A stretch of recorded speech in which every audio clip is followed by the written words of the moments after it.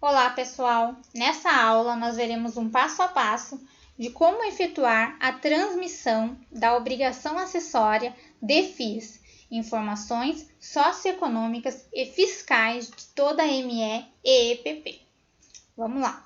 Anualmente, as empresas optantes pelo regime do Simples Nacional devem entregar a obrigação acessória de FIS. Essa declaração deverá ser entregue até o dia 31 de março de cada ano, mas vale lembrar que se durante determinado ano calendário a empresa for encerrada, a DEFIS deverá ser transmitida dentro dos prazos abaixo. 1. Até o último dia do mês de junho, quando o evento ocorrer no primeiro quadrimestre do ano calendário, ou 2. O último dia do mês subsequente ao do evento nos demais casos. A não entrega dessa obrigação acessória ensejará em multas e penalidades para as empresas que são optantes pelo regime do Simples Nacional. Então, se porventura a gente entregar essa obrigação fora do prazo ou deixar de transmitir, a empresa estará sujeita a penalidades, tá ok? Referente aos prazos, a declaração a gente sempre transmite no ano seguinte. Então, referente às obrigações de 2019, a gente tem até o dia 31 de março de 2020 para transmitir essa declaração. Porém, em casos de encerramento, a gente tem que seguir outros prazos. Quando a gente encerrar uma empresa até o primeiro quadrimestre, ou seja, até abril, a gente pode transmitir essa declaração até o último dia do mês de junho do mesmo ano de encerramento, tá ok? Então, a gente fez o encerramento em abril, até abril de 2020, a gente tem que transmitir as informações da DEFIS até 30 de junho de 2020. A gente não vai deixar para transmitir no ano seguinte, conforme casos normais de uma empresa que está em atividade.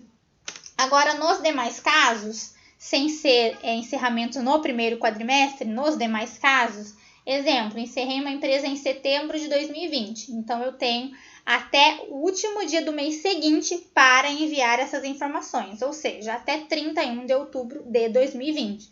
Eu não posso deixar para transmitir essa obrigação somente no ano seguinte, conforme os prazos de empresas que estão em atividade, tá ok? Para o ano de 2020, excepcionalmente no ano de 2020, esse prazo do dia 31 de março foi prorrogado até 30 de 6 de 2020, por conta da Covid-2019, tá ok?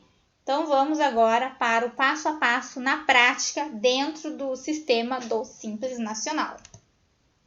Logado no sistema do Simples Nacional, clique em PGDAS e DEFIS 2018. Lembrando que, se você tiver que preencher ou retificar uma informação anterior a 2018, até dezembro de 2017, você vai clicar aqui embaixo, PGDAS até dezembro de 2017. As informações de janeiro de 2018 em diante, a gente clica aqui, PGDAS e DEFIS 2018. Ele vai habilitar essa tela aqui pra gente. Agora a gente vai clicar em DEFIS, ele vai habilitar acessar a DEFIS. A gente vai clicar aqui. A gente vai selecionar o ano calendário no qual a gente deseja transmitir essa declaração. No meu caso, eu vou transmitir a informação de 2019. E vamos clicar em continuar. Nessa tela, ele vai trazer a mensagem que a declaração ainda não foi efetuada para esse ano. Então, a gente vai clicar em declarar para dar continuidade. Se a gente quisesse retificar uma declaração, a gente clicaria em retificadora. Ele habilitaria aqui esse campo retificadora. No meu caso, é uma declaração original mesmo, como eu ainda não efetuei o envio, eu tenho que clicar em original, né? Ele nem habilita essa opção aqui retificadora. E se fosse uma situação especial, conforme eu disse anteriormente, de um encerramento ou outra situação especial, a gente clicaria aqui em situação especial, clicaria em tipo do evento, qual situação especial que ocorreu, e a data do evento, tá? E clicaria em continuar para prosseguir. No meu caso, é uma declaração original mesmo, então eu vou clicar aqui em original, no ano calendário 2019, e vamos clicar em continuar para habilitar as informações. Clique no sinal de mais para abrir as informações e vamos começar preenchendo as informações de toda a ME e EPP. Então, vamos lá. primeiro campo aqui, ó, no seu lado direito, que você vai ter que preencher, é 1. Ganhos de capital. Se durante o ano que a gente está preenchendo essa informação, no meu caso é de janeiro de 2019 a 31 de dezembro de 2019, se durante esse período a empresa teve algum ganho de capital. Se ela tiver tido algum ganho de capital, você vai informar aqui o valor. No meu caso não teve, então eu preenchi com 0. É uma dica que eu dou para vocês, gente. Essas informações, elas têm que ser preenchidas, tá? Se não tiver tido informação, você tem que preencher com 0. Senão, lá no final, vai dar pendência, tá? Então, se não tiver informação, você preenche com 0 esses campos que eu vou informar para vocês. Todos os campos que eu falar aqui para vocês que tiverem com as setinhas e que eu preencher, vocês vão ter que preencher, tá? Se não tiver informação, vocês preenchem com 0. Se tiver informação, vocês vão preencher de acordo com o que ocorreu aí na empresa, no cliente de vocês, tá ok? Então, aqui eu preencho 0, porque não teve ganho de capital. A segunda informação aqui que ele pergunta, o número 2, é quantidade de empregados no início do período abrangido pela declaração. Então, essa empresa, no início de janeiro, tinha empregado? Se sim, você vai preencher ali a quantidade. Quantos empregados teve? 1, 2, 10, 20, você vai preencher de acordo aí com a situação do seu cliente. Número 3, quantidade de empregados no final do período da declaração. Então, aqui essa empresa começou com 1 e em 31 de dezembro ela não tinha nenhum funcionário. Então, eu preenchi com 0. Informação número 4. Se a empresa tiver escrituração contábil, você vai preencher aqui o valor do lucro que essa empresa teve. Aqui no nosso escritório a gente faz contabilidade para todas as empresas. Então, aqui a gente tem o valor do lucro apurado. No caso, foi 27.355 no ano de 2019. Pergunta 5. Receita proveniente de exportação. Esse cliente aqui, meu, ele não faz exportação. Se o seu cliente fizer exportação, você vai preencher aqui o valor que ele efetuou de exportação no ano de 2019. Pergunta 6. Receita proveniente de exportação por meio de comercial exportadora. Para inserir novas ocorrências, clique aqui. Então, aqui, se esse cliente faz esse tipo de exportação, você vai preencher aqui o CNPJ da exportadora e o valor. Se tiver mais de uma, você vai clicar aqui que ele vai habilitar as informações para você. Nesse campo aqui, quando não tiver informação, você não precisa preencher com 0, igual aqui nos outros campos que eu falei, tá? Você vai só passar essa informação, tá? E se tiver valor, você vai preencher aqui de acordo com a situação aí do seu cliente, tá ok? Vamos deslizar a barrinha de rolagem para habilitar outras informações. Agora, aqui no campo 7, a gente vai identificar os sócios dessa empresa. Vamos colocar aqui o CPF do primeiro sócio. Quando a gente digitar o CPF do sócio, ele já vai puxar o nome desse sócio. Aí você confere se está certinho. Estando tudo ok, a gente vai preencher aqui as informações 7.1, que é rendimentos isentos pagos ao sócio pela empresa. No caso aqui, é o lucro. A gente preencheu o lucro total lá da empresa. Lá em cima aqui a gente vai preencher o lucro que a gente pagou para cada sócio. No meu caso aqui foi pago R$ 13.677,50 para esse sócio. 7.2. Rendimentos tributáveis pagos ao sócio pela empresa. É o Prolabore. Esse sócio ele não faz retirada de Prolabore, então é 0. Tenho que preencher com 0. Se eu deixar sem nada, vai dar erro lá no final. Percentual de participação do sócio no capital social da empresa no último dia do período abrangido pela declaração. No meu caso, esse sócio tem 50% de participação, então eu preencho aqui com 50%. 7.4. Imposto de renda retido na fonte sobre os rendimentos pagos ao sócio pela ME. Nesse caso, ele não teve retirada de Prolabore, então não tem imposto de renda, então é zerado. Eu também tenho que preencher com 0, senão vai dar erro lá na frente. Essa empresa possui mais um sócio, então eu tenho que clicar aqui, olha. Identificação de rendimento sócio para inserir novas ocorrências, clique aqui. Então, clicando aqui conforme a indicação da setinha amarela, ele vai habilitar para a gente preencher as informações de um outro sócio. Se seu cliente tiver uma empresa que tem 3, 4, 5 sócios, você vai clicando, termina de preencher as informações de um sócio, clica ali para preencher de outro e vai fazendo assim conforme a quantidade de sócios. Eu vou clicar ali para habilitar para preencher para outro sócio, trouxe aqui para mim.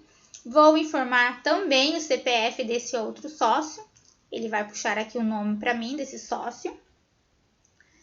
Vou preencher as informações com os rendimentos isentos pagos para esse sócio, que também foi R$ 13.677,50. Esse sócio, essa sócia, ela faz retirada de prolabore. Ela faz a retirada de prolabore de um salário mínimo. Então, no ano de 2019, o total dessas retiradas, é com total, tá bom, gente? Foi de 11.976. A participação dela no capital social também é de 50%.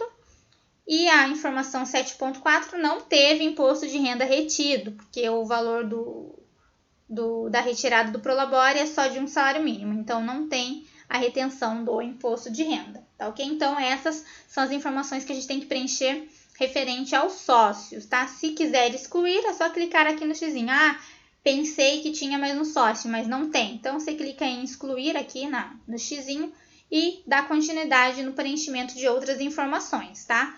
Vamos deslizar aqui com a barra de rolagem para habilitar para a gente terminar de preencher essa primeira parte. E a pergunta número 8 que ele faz aqui para a gente preencher é se essa empresa tem percentual de participação em cotas em tesouraria no capital social da empresa, percentual. Nesse caso não tem, então eu coloco 0. Tem que preencher também, senão dá erro lá no final quando a gente for transmitir. 9. Total de ganhos líquidos auferidos em operação de renda variável. Também, no meu caso aqui desse cliente, foi 0. 10. Doações à campanha eleitoral.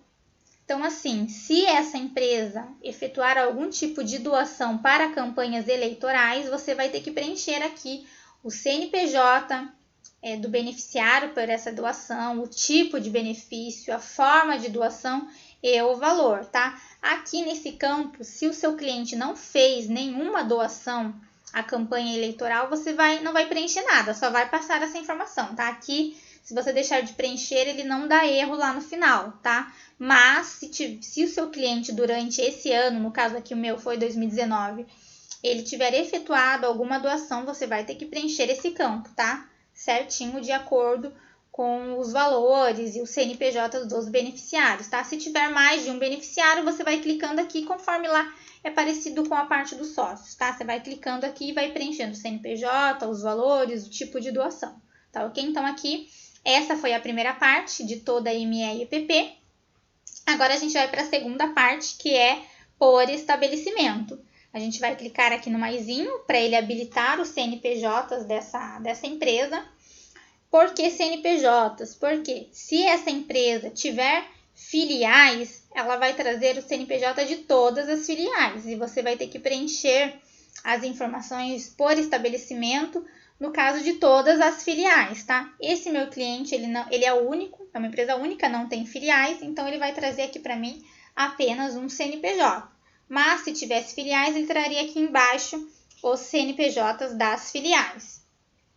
Nessa segunda parte aqui, ó, clicando, você vai clicar em cima do CNPJ, tá? Para habilitar essas informações aqui pra gente. A primeira informação que ele pergunta é estoque inicial do período abrangido pela declaração. Este campo será preenchido exclusivamente pelos contribuintes de ICMS. Os demais, informar 0. Ou seja, as empresas que não vendem mercadorias, que não fabricam, não precisam preencher esse campo, tá ok? No caso desse meu cliente aqui, ele é um prestador de serviço, por isso que a informação está zerada. Ele não tem estoque, tá? Ele é um prestador de serviço. Se o seu cliente for um comércio, você vai ter que preencher ali o estoque de acordo com o inventário que o seu cliente mandar, tá?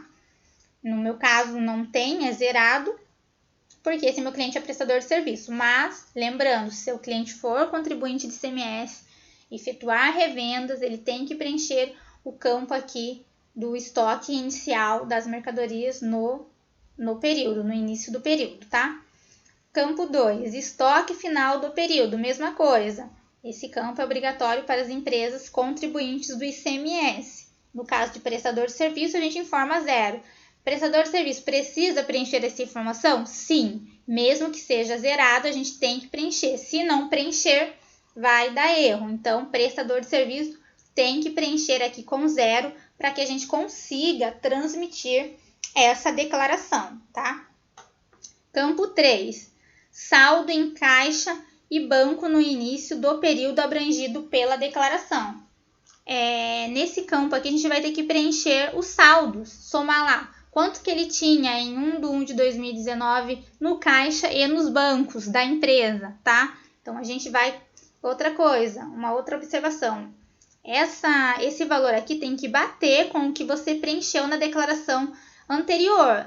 Por exemplo, lá na declaração de 2018, a gente preencheu que em 31/12 de 2018, o saldo de caixa e banco era de R$ 2.223,20. Então, em 1/1 de 2019, no início do período que a gente está preenchendo, tem que ser igual ao do final do ano anterior, tá? Então, tem que bater esses valores. Se a gente preencher valor diferente do que a gente colocou, a gente pode ter algum problema, tá? Então, assim, sempre se certifica se os valores que foi preenchido do ano anterior estão corretos. Se você realmente vai preencher aqui o valor igual à declaração do final do ano anterior, tá ok? Para a gente não ter divergência. Se você preencher aqui um valor diferente e identificar que no ano anterior você preencheu de forma errada, você vai retificar a declaração do ano anterior para que fiquem as informações batendo, que estejam tudo certinho, tá bom? Deu para entender?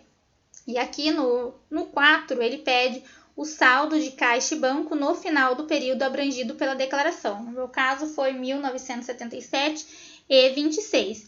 Lembrando que esse saldo vai ter que ser igual na declaração do ano seguinte. Então, referente ao ano de 2020, aqui no campo 3, eu vou colocar essa informação e tem que bater. Se tiver, por exemplo, lá em 2020, eu vou preencher 2.000, um exemplo, então eu vou ter que vir aqui na declaração e retificar. Tem que ver qual é o valor correto, tá ok?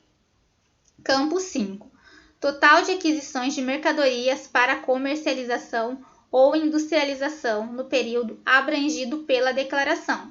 Essas informações, mais uma vez, é referente às empresas que são contribuintes do ICMS, tá? Esse cliente é prestador de serviço, então não tem. Aqui ele vai perguntar aquisições no mercado interno, o que foi importação, tá? Isso aqui é referente à aquisição das mercadorias para comercialização ou industrialização. Se o seu cliente tiver, você vai ter que separar aqui, referente às aquisições no mercado interno e o que foi importação. Campo 6. Total de entradas de mercadorias por transferência para comercialização. Essa informação também é para as empresas que são contribuintes do ICMS, tá? Se tiver, o seu cliente vai preencher aí. Campo 7. Total de saídas de mercadorias por transferência para comercialização. Mesmo caso, meu cliente não tem, vou ter que preencher com 0. Ah, Tuane, meu cliente é prestador de serviço, eu preciso preencher com 0? Sim, se você deixar em branco, vai dar erro no final. Vamos deslizar ali com a barra de rolagem para habilitar essa outra tela aqui para gente. Campo 8. Total de devoluções de venda. Então, se o cliente vende, é contribuinte ICMS, vai colocar ali o total das vendas. Total das devoluções. Campo 9. Total de entradas, incluindo 5, 6 e 8. A gente vai ter que somar lá os campos 5, 6 e 8 e a gente vai ter que preencher aqui com o valor total. Se a gente preencher um valor diferente aqui, ele vai dar um erro lá no final, tá? Então, se atentem para somar certinho os campos 5, 6 e 8 para você chegar aqui ao valor total. Campo 10. Total de devolução de compras de mercadorias para comercialização ou industrialização no período abrangido pela declaração. Então, se teve devolução de compra, não é devolução de venda, devolução de compra, você também vai informar ali o total da devolução no ano de 2019. Total de despesas no período abrangido pela declaração. Então, meu cliente, ele não é um comércio, ele não é contribuinte de ICMS, mas essa parte aqui, esse número 11, é para todas as empresas, tá? Total de despesas. Então, a gente encontra onde esse total? Para as empresas que fazem contabilidade que tem uma escrituração contábil, a gente consegue encontrar essa informação lá na DRE, na demonstração do resultado do exercício, ou no balancete mesmo, tá? Então, você vai somar ali todas as despesas do seu cliente no ano de 2019 e vai colocar ali, preencher ali no campo 11. No meu caso aqui foi 18.433,89. Campo 12. Total de entradas interestaduais por unidade de federação. Então, se o seu cliente fez compras de outros estados, você vai ter que informar os valores de cada estado, total por estado, e preencher, tá? Essa informação, se caso não incorra, eu não preciso preencher com 0 igual nos outros campos, tá? Só basta passar. Se o seu cliente tiver esse tipo de operação, você vai colocar aqui a unidade de federação e o valor. Se tiver mais de uma unidade de federação, você vai clicando, igual lá a parte dos sócios, que ele vai habilitando outros campos aqui para a gente preencher. Campo 13. Total de saídas interestaduais por UF. Mesma coisa, se seu cliente efetuar vendas para outro estado, você vai preencher ali o estado e o total de vendas que ele efetuou para aquele estado naquele ano. Vamos deslizar ali com a barra de rolagem e vamos preencher as outras informações. O campo 14. Valor de ISS retido na fonte no ano calendário por município. Então, aqui, essas informações são para as empresas, para os prestadores de serviço. Então, se o seu cliente emitiu uma nota com a retenção do ISS, a gente vai ter que informar aqui qual o estado, qual o município foi e qual o valor que foi do ISS que foi retido, tá? Então, emitiu uma nota, tem retenção de ISS, a gente tem que preencher aqui nesse campinho número 14, tá ok? No meu cliente, no caso, não faz a retenção do ISS. 15. Prestação de serviço de comunicação. Então, se o seu cliente for um prestador de serviço de comunicação, ele vai ter que preencher aqui essa informação. O meu cliente não é, então eu não preciso preencher essa informação, tá? Aqui eu não preciso preencher com 0, é só passar, tá? Agora ele faz uma perguntinha, uma informação adicional aqui que a gente tem que preencher. Houve mudança de endereço do estabelecimento para outro município no período abrangido pela declaração? Então, assim, vamos supor que você iniciou o ano num determinado município. Um exemplo, Rio de Janeiro. Aí, em meados do ano de 2019, lá em junho, eu decidi trocar o endereço da minha empresa. Seu cliente trocou de endereço e a gente fez lá a alteração contratual e transferiu essa empresa do município do Rio de Janeiro para o município de Niterói. Um exemplo, tá? Aí a gente vai colocar aqui que sim, que houve mudança de endereço, de município, tá? Que ele fala outro município. Se não houve, a gente clica em não. Durante o ano de 2019 não teve alteração de endereço de município, então a gente clica aqui não. Meu cliente não trocou de endereço, então eu vou clicar em não. Vamos mais uma vez deslizar com a barra de rolagem para continuar preenchendo. E aqui ele faz mais algumas perguntas para a gente, umas perguntas adicionais. O estabelecimento incorreu em pelo menos uma das hipóteses abaixo? Então, a gente vai ler com cuidado todas essas hipóteses. Se o seu cliente incorrer em pelo menos uma dessas hipóteses, a gente vai clicar em sim, tá? Em qualquer uma dessas. Ou se incorreu em 2, 3... Se ele não correu em nenhuma, a gente clica em não. Então, vamos ler aqui. Saídas por transferência de mercadorias entre estabelecimentos do mesmo proprietário. Seu cliente efetuou vendas por meio de revendedores ambulantes ou autônomos em outros municípios dentro do estado que esteja localizado o estabelecimento. Preparo e comercialização de refeições em municípios diferentes do município de localização do estabelecimento. Produção rural ocorrida no território de mais de um município do estado em que esteja localizado o estabelecimento. Aquisição de mercadorias de produtores rurais não equiparados a comerciantes ou indústrias. Aquisição de mercadorias de contribuintes dispensados de inscrição, exceto o produtor rural. Autos de infração pago ou com decisão administrativa irrecorrível decorrente de saídas de mercadorias ou prestações de serviços não oferecidas à tributação, somente o valor da operação. rateio de receita oriundo de regime especial concedido pela Secretaria Estadual da Fazenda de decisão judicial ou de situações similares. Então, se o seu cliente tiver feito alguma operação ou incorrido em algumas dessas situações, você clica em sim. Se não, você vai clicar em não. Meu cliente não fez nenhuma dessas operações aí, não incorreu em nenhuma dessas opções, então eu clico em não. E a informação 16 aqui, que ele pergunta: informações sobre prestação de serviço de transporte de carga interestadual ou intermunicipal. Então, aqui são para as empresas transportadoras. Então, se o seu cliente é um transportador, a gente vai ter que preencher essa informação. Se não for, você só deixa em branco e passa a informação, tá ok? Agora a gente vai verificar se tem alguma pendência nessa declaração. O campo 16 aqui é o último, tá? Então, terminou de preencher. Se você quiser voltar aqui em toda a ME e PP e conferir os valores, conferir também aqui a parte de estoque, a parte de caixa, sugiro que vocês confiram, tá? Para ver se tá tudo certinho. Estando tudo ok, a gente vem aqui em verificar pendências. Ele trouxe aqui para mim que esse preenchimento, essa declaração não tem pendência. Se aparecer pendência aqui, você vai e corrige conforme ele vai indicar ali pra gente, tá ok? Você pode deixar para transmitir essa declaração depois, se você quiser, tá? Se você quiser verificar pendência e quiser transmitir depois, você clica em salvar, tá ok? Então, você clica em verificar pendências, repetindo, clica em verificar pendências e salva se você quiser transmitir em outro momento. Eu ainda preciso confirmar uma informação com o departamento pessoal, um exemplo. Então, você clica em salvar e quando você confirmar a informação, você vai e transmite, tá? No meu caso, eu vou querer transmitir agora. Então, eu verifiquei a pendências, não tem pendências, clico em OK, transmitir. Pronto, a declaração foi transmitida com sucesso. Agora, vamos salvar o recibo de declaração, né? Vamos clicar aqui em imprimir.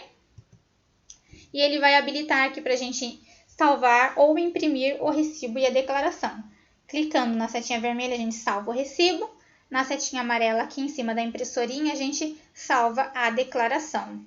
Se você quiser conferir aqui, se a empresa está certinha, você confere os dados, ele vai trazer o nome CNPJ.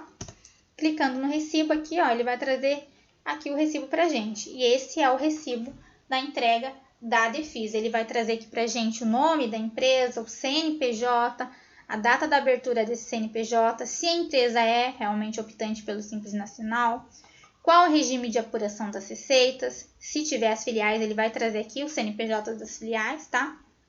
Vai trazer para a gente qual foi a data e o horário que a gente transmitiu a declaração e o número do recibo. Também aqui, o ano, exercício e o ano calendário, tá ok? Sugiro que vocês salvem esse recibo em um local seguro e também enviem para o cliente de vocês, que às vezes, quando eles precisam de alguma coisa para fazer algum cadastro no banco, normalmente se a empresa é optante do Simples Nacional, eles pedem essa declaração. Normalmente eles falam, cadê o imposto de renda da minha empresa? No caso das empresas optantes pelo Simples Nacional, não é imposto de renda, é a Defisa. Essa Defisa, essa declaração, ela entra no lugar do imposto de renda da pessoa jurídica. Ela é como se fosse o imposto de renda da pessoa jurídica. Então, você vai enviar para ela o recibo e a declaração, tá ok?